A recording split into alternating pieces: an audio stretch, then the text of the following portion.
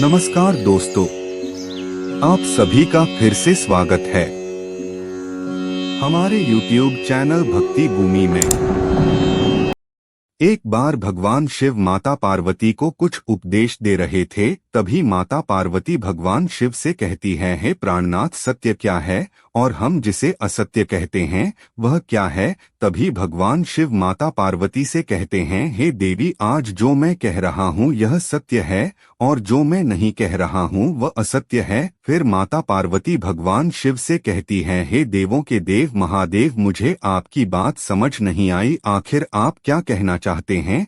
तभी भगवान शिव माता पार्वती से कहते हैं, हे प्रिय, आज अभी जो मैं बताने जा रहा हूँ यही सत्य है। जो भूतकाल एक स्मृति है, एक याद है और यह केवल याद ही बनकर रह जाता है। भविष्य काल जिसकी हम कल्पना करते रहते हैं वह केवल एक कल्पना मात्र ही है, किंतु जहाँ सब कुछ मिल रहा है वह आज और अभी है, इसी क्षण है और यही जीवन है और यही परम सत्य है। परंतु अधिकांश लोग इस क्षण में कभी नहीं जीते, या तो वह भूतकाल की स्मृतियों में रहते हैं या फिर भविष्य की कल्पनाओं में डूबे रहते हैं और इसी वजह से वह अपना जीवन यूं ही व्यर्थ कर देते हैं। वह कभी अपना जीवन जी ही नहीं पाते और यही मानव जीवन का एक कड़वा सत्य है। फिर माता पार्वती भगवान शिव से कहती है, हे प्राणनाथ, मैं आपकी कुछ बात को तो समझ गई हूँ, लेकिन कुछ बातें अभी मुझे समझ नहीं आ रही है। क्या आप मुझे इसे और भी साफ और स्पष्ट तौर पर समझा सकते हैं?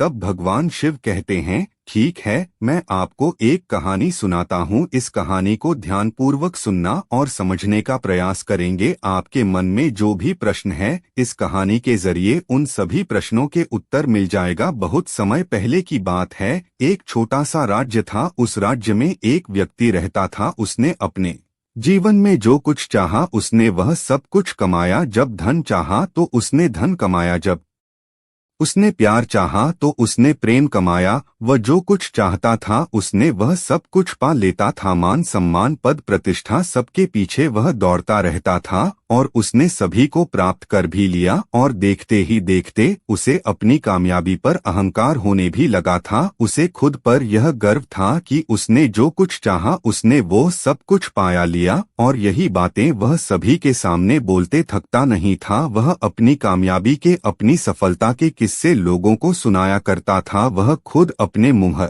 से अपनी प्रशंसा करता, अपनी तारीफ करता। ऐसे ही एक दिन वह कुछ लोगों के बीच खड़ा होकर अपनी तारीफ कर रहा था, अपनी प्रशंसा कर रहा था और लोग भी उसकी प्रशंसा सुनकर बड़े प्रसन्न हो रहे थे। बीवी भी उसकी प्रशंसा कर रही थी। फिर वह कहता है, मैंने जो कुछ चाहा वह मैंने सब कुछ पाया। मेरे पास आज सब कुछ है, मुझे किसी चीज की कोई कमी नहीं। इस दुनिया में मेरे जैसा और कोई नहीं है। ऐसा कुछ नहीं है जो मैं नहीं पा सकता। मैं जो कुछ भी चाहता हूँ वो सब कुछ पा सकता हूँ और मैं वो पाकर ही रहता हूँ। तभी उन व्यक्तियों में एक ऐसा व्यक्ति बैठा था जो उस व्यक्ति की बात से सहमत नहीं था। वह उठ खड़ा हुआ और उसने उस व्यक्ति से कहा, मित्र, मुझे भी ऐसा ही लगता था, पर मेरा यह अहंकार पल भर में टूट गया। मैं जो चाहता था वह सब मैं पा चुका था। मैंने सब कुछ कमा लिया था। मेरे पास किसी चीज की कोई कमी नहीं थी। मुझे लगने लगा था कि मैं ही सर्वश्रेष्ठ हूँ और मैं ही इस सृष्टि का मालिक हूँ। लेकिन एक दिन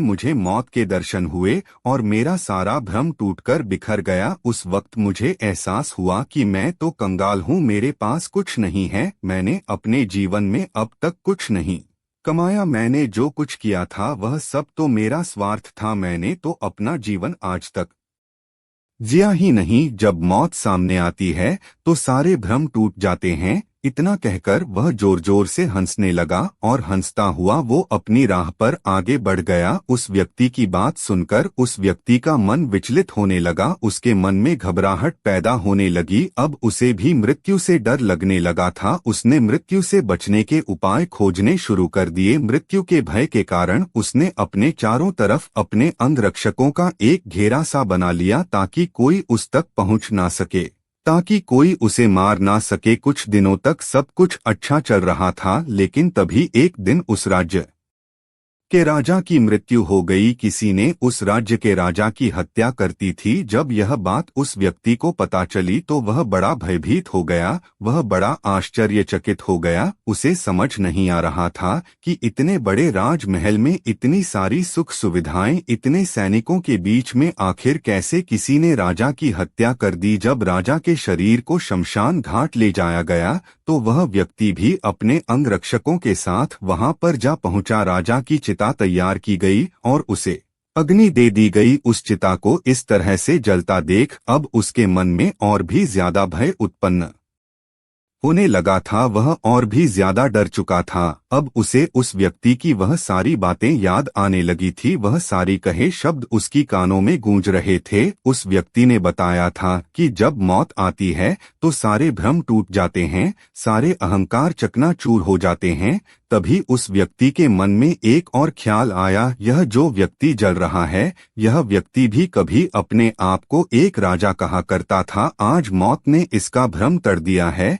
तभी वहां पर कुछ लोग आपस में बातें कर रहे थे। वे कह रहे थे कि इतने सारे अंगरक्षक थे, कितनी सेना थी, कितने सैनिक थे। महल के चारों तरफ कड़ी से कड़ी निगरानी रखी गई थी, लेकिन फिर भी ना जाने कौन और कहां से आकर राजा की हत्या कर दिया। ऐसा लगता है कि मानो यह उनके आसपास रहने वालों का ही काम हो। जब उस व्यक्ति ने यह बातें सुनी तो वह और भी ज्यादा भयभीत हो गया और भी ज्यादा डर गया। उसे भी अपने अंगरक्षकों से डर लगने लगा था। उसने अपने सभी अंगरक्षकों को वहां से जाकर आदेश दे दिया और वह छुपते छुपाते किसी तरह से बचते हुए अपने घर पर जा पहुंचा। लेकिन अब उसे एक पल के लिए चैन नहीं था। वह पल पल मरा जा रहा था। वह इतना भयभीत हो चुका था कि उसे हर जगह अपनी मृत्यु ही नजर आ रही थी। यहाँ तक कि जब वह सोता था तभी उसे सपने में अपनी मृत्यु नजर आने लगी थी। वह सभी को शक की नजर से देखने लगा था। घर परिवार में यदि कोई व्यक्ति आता, कोई रिश्तेदार, कोई सगा संबंधी जब उसके करीब आने का प्रयास करता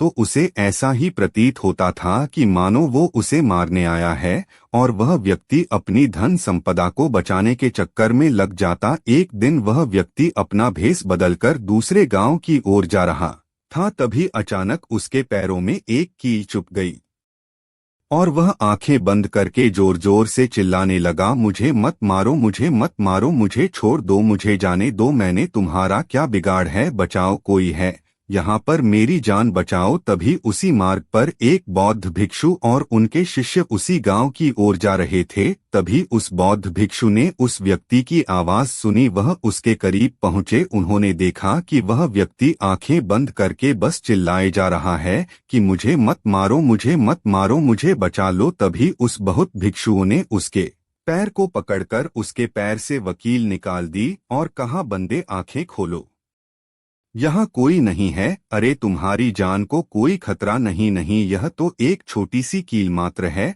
फिर उसने अपनी आंखें खोली और उस बौद्ध भिक्षु को देखकर वह व्यक्ति उनके चरणों में गिर पड़ा और उसे कहने लगा, हे गुरुदेव, मुझे बचा लीजिए, मैं मरना नहीं चाहता। मैंने आज तक जो कुछ भी इकट्ठा किया है, मैंने जो कुछ भी कमाया है, मैंने जो कुछ भी बनाया है, मौत उसे मुझसे सब कुछ छीन लेगी और मैं अभी मरना नहीं चाहता। मैंने अभी तक किया ही क्या है। उस व्यक्ति की यह सारी बातें सुनकर वह बौद्ध भिक्षु जोर जोर से हंसने लगे और उस व्यक्ति का हाथ पकड़कर उस व्यक्ति से कहते हैं, तुम मेरे साथ चलो, मैं तुम्हें कुछ दिखाना चाहता हूँ। फिर बौद्ध भिक्षु उसका हाथ पकड़कर उसे एक स्थान पर ले जाते हैं। वहां पहुंचने के बाद वह बौद्ध भिक्षु उसे सामने की ओर इशारा करते हुए कहते हैं, वहां क्या दिख रहा है। तभी वह व्यक्ति कहता है, हे गुरुवर, एक व्यक्ति पेड़ के नीचे बैठकर पानी पी रहा है। तभी बौद्ध भिक्षु कहते हैं, पानी पी रहा है ना। तभी वह भिक्षु उस व्यक्ति का हाथ पकड़कर उसे और आगे ले गए और आगे की ओर इशारा करते हुए उससे कहते हैं कि यहाँ क्या दिख रहा है। इस पर वह व्यक्ति कहता है, हे गुरुवर, यहाँ पर किसान अपनी फसल काट रहा है। तभी बौद्ध भिक्षु कहते फसल काट रहा है ना। तभी वह बौद्ध भिक्षु उस व्यक्ति को और आगे ले जाते हैं और सामने की ओर इशारा करते हुए कहते हैं, वहाँ क्या दिख रहा है। तभी वह व्यक्ति कहता है, हे गुरुवर, एक माता अपने बच्चों को खिला रही है, प्यार कर रही है। तभी बौद्ध भिक्षु उस व्यक्ति से कहता है, प्यार कर रही है ना। इतना कहकर वह बौद्ध भिक्षु उस व्यक्ति को शमशान घाट की तरफ ले जाता है। वहाँ पर एक व्यक्ति मृत्युशैया पर लेटा हुआ था और उसकी ओर इशारा करते हुए वो बौद्ध भिक्षु उस व्यक्ति से कहते हैं, वहाँ क्या दिख रहा है। इस पर वह व्यक्ति कहता है, हे गुरुवर, एक मृत व्यक्ति है और यह तो मैं शैया पर लेटा है, यह कुछ नहीं कर रहा। तभी वह बौद्ध भिक्षु उस व्यक्ति से कहते हैं, क्या वह कुछ कर रहा है। तभी वह व्यक्ति कहता है, नहीं गुरुवार, वह कुछ नहीं कर रहा। तभी बौद्ध भिक्षु उससे कहते हैं, कुछ नहीं कर रहा है ना। तभी वह व्यक्ति उस बौद्ध भिक्षु से कहता है, हे गुरुदेव, आखिर अब कहना क्या चाहते हैं आप, मुझे क्या समझाना चाहते हैं, मैं आपकी बात समझ नहीं पा रहा हूँ। तभी वह बौद्ध भिक्षु उस व्यक्ति से कहते हैं, बंदे, जो तुम जीवन जी रहे हो यह जीवन आज है, अभी है, इसी पल है। और जो व्यक्ति केवल अपनी मृत्यु का इंतजार करता रहता है और अपने जीवन में कुछ नहीं करता, वह तो मरे हुए के समान ही है। भले ही वह जीवित है लेकिन वह मुर्दे के बराबर ही है। जिस प्रकार तुम खुद जी रहे हो, तुम अपने जीवन पर ध्यान दो। जिस प्रकार तुम मृत्यु के भय से कांप रहे हो, मृत्यु के भय से डरे हुए हो, जो मृत्यु कब आएगी इसका तुम्हें ज्ञान तक नहीं, उस मृत्यु को लेकर तुम आज से ही चिंता में हो, भयभीत हो और डर रहे हो। इसी कारण तुम मुर्दा हो चुके हो, तुम केवल एक चलती फिरती लाश बन चुके हो। तुम अपना जीवन नहीं जी रहे हो जैसा मैंने तुम्हें दिखाया। हर व्यक्ति कुछ ना कुछ कर रहा है और तुमने भी यह साफ साफ देखा। पर जब मैं तुम्हें उस मृत शरीर के पास ले गया तो तुमने खुद ही कह रहे हो कि वो कुछ नहीं कर रहा और तुम भी उस मृत शरीर की तरह ही हो, अपने जीवन में कुछ नहीं कर रहे, केवल मृत्यु के डर से भयभीत हो और उससे बचने के तरह तरह के उपाय ढूंढ रहे हो, उससे भाग रहे हो। क्या तुम्हें ऐसा नहीं लगता कि मृत्यु आने से पहले ही तुम मर चुके हो। इस पर वह कहता है, हे गुरुवर, आप कैसी बातें कर रहे हैं, मैं तो अभी जीवित हूँ, आपके सामने खड़ा हूँ, क्या नहीं देख पा रहे। तभी वह बौद्ध भिक्षु उसे व्यक्ति से कहते हैं, इसका अर्थ मृत्यु अभी और आज में नहीं है, वह हमेशा कल में होती है और तुम आज नहीं मरोगे, कल मरोगे। और कल कभी नहीं आता, हमेशा आज ही आता है। और जब तक तुम अपना जीवन जी रहे हो तब तक आज ही आएगा और आज ही आता चला जाएगा, लेकिन कल कभी नहीं आएगा। और जब तुम जीवित ही नहीं रहोगे तो कल का क्या मतलब, कल क्या होगा, किसे क्या फर्क पड़ने वाला है। यानी तब भी कल में आने वाली जो मृत्यु है वह नहीं आएगी जब तक तुम जीवित रहोगे, आज में रहोगे। और जो आज में रहेगा वह अपनी हर चीज का उपभोग कर सकता है। आगे वो बौद्ध भिक्षु उस व्यक्ति से कहते हैं, जब एक बच्चा जन्म लेता है तो क्या वह कल में जन्म लेता है। इस पर व्यक्ति कहता है, हे गुरुवर, एक बच्चा तो आज ही में जन्म लेता है। तब वह बौद्ध भिक्षुक कहते हैं, तो इसका अर्थ क्या हुआ कि जीवन आज में ही है। हमारा जीवन, हमारा हर एक पल, हर एक क्षण ना तो कल में था और ना कल में होगा। हम जो कुछ कर रहे हैं वह आज है, अभी है, इसी वक्त है। इसलिए यह सोचकर खुश हो जाओ कि तुम आज नहीं मरने वाले और कल तो कभी आएगा ही नहीं। इस पर वह व्यक्ति उन बौद्ध भिक्षु से कहता है, हे गुरुवर, तो इसका अर्थ क्या हुआ। क्या जो मैंने कुछ इकट्ठा किया है, जो धन संपदा मैंने जोड़ी है, यह सब कुछ व्यर्थ हो जाएगा। क्या मान सम्मान, पद प्रतिष्ठा, धन दौलत, वैभव और खुशियों के पीछे भागना व्यर्थ है। तब वह बौद्ध भिक्षु उस व्यक्ति से कहते हैं, बंदे, यदि तुम आध्यात्मिक दृष्टि से देखोगे तो एक मनुष्य जिन भी चीजों के पीछे भाग रहा होता है वह उसे कभी नहीं मिलती, चाहे वह धन हो, प्रेम हो, मान हो, पद हो, प्रतिष्ठा हो। परंतु सांसारिक दृष्टि से देखोगे तो तुम उन सब चीजों को पाने में सक्षम हो और तुम उन सभी चीजों को पा सकते हो, उनका भोग कर सकते हो। और संसारी जीवन में हर एक मनुष्य इन्हीं सब चीजों के पीछे दौड़ता रहता है, भागता रहता है। वह इन सब चीजों को पाने के पीछे पागल है। तुम आज उन चीजों को पाने में अपनी सारी ऊर्जा लगा देते हो और उसे तुम पाने में सफल भी हो जाते हो, किंतु अंतिम समय पर तुम्हें एहसास होता है कि तुमने जो कुछ भी इकट्ठा किया है, जो कुछ भी कमाया है, जो कुछ भी तुमने जोड़ा है, वह सब व्यर्थ है। किंतु जो व्यक्ति आध्यात्मिकता में रुक जाता है, ठहर जाता है, उसे सब मिल जाता है। जीवित रहते जीवन के अंत में और जीवन की बाद में वह सब कुछ पा सकता है, उसे सब कुछ मिल जाता है। इस पर वह व्यक्ति कहता है, हे गुरुवर, आप क्या कहना चाहते हैं? क्या मेरे पास धन नहीं है? क्या मेरे पास दौलत नहीं है? क्या मेरे पास वह सारी सब सुविधाएं नहीं है? आज भी लोग मेरा मान करते हैं, मेरा सम्मान करते हैं, मैं आज ऊंचे ओहदे पर हूं, तो क्या वह सब मुझे नहीं मिला? इस पर वह बौद्ध भिक्षु उस व्यक्ति से कहते हैं, बंदे, जरा ध्यान से सोचो, जरा ठहर कर यह सोचने का प्रयास करो, यदि कोई व्यक्ति जिसके पास पहले से ही धन दौलत है, उम्मीद करते हैं कि आपको इस वीडियो से कुछ नया जरूर सीखने को मिला होगा। आपको वीडियो कैसी लगी हमें कमेंट बॉक्स में जरूर बताएं। अगर वीडियो के दौरान मुझसे कोई गलती हो गई हो तो मैं माफी चाहता हूं। दोस्तों, मिलते हैं एक नई वीडियो में नई जानकारी के साथ। धन्यवाद।